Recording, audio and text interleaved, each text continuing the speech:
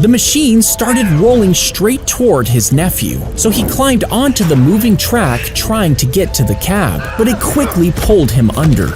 His ribs snapped like twigs, puncturing a lung. When his head hit the ice, it popped an eye right out of the socket. Bone shards tore his liver, and his ankle shattered beneath the steel. He was airlifted in critical condition, convinced he was going to die. Metal rods and screws stabilized his shattered leg, while plates and wires rebuilt his jaw and eye socket. He spent weeks in intensive care, unable to move and struggling to breathe.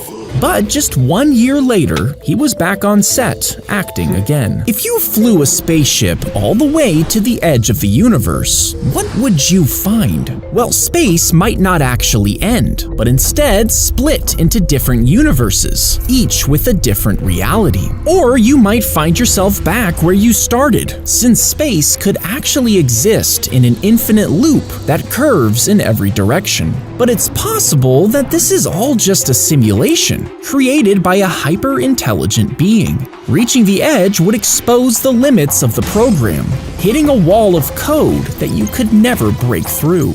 It would quietly fly into the enemy's room and record conversations with tiny microphones hidden in its eyes. You see, engineers carefully crafted its wings so it could quietly hover and sneak around unnoticed. This would allow them to hear conversations from several hundred feet away. Then, the tiny microphones would transmit the audio back to a nearby receiver. But during tests, even a gentle breeze would cause it to crash, so the project was scrapped. They cut off the cobra's head and pulled back the scales to reveal a stone. And they say this is made from unused venom. They're supposedly incredibly rare and sell for hundreds of dollars. People use them for good luck, and some say they can even heal other snake bites. But the thing is, snakes don't actually produce stones. The sellers fake the videos using shiny pieces of glass, and some people are fooled, killing endangered snakes for something that doesn't even exist.